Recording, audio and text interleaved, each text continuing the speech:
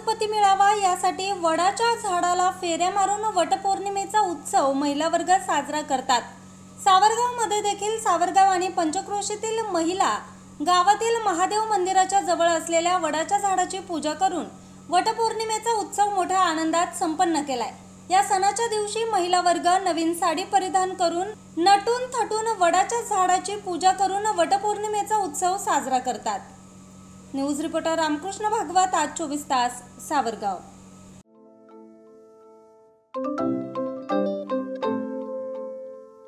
नवनवीन आणि ताज्या घडामोडींसाठी आज 24 तास सबस्क्राइब करा। त्याचबरोबर बेल आयकॉनवर क्लिक करा आणि मिळवा आमच्या बातम्यांच्या नोटिफिकेशन्स। तसेच आज 24 तासची प्रत्येक बातमी आपल्याला कशी वाटली हे कळवा, लाईक करून, कमेंट करून आणि आमच्या बातम्या शेअर सुद्धा करा।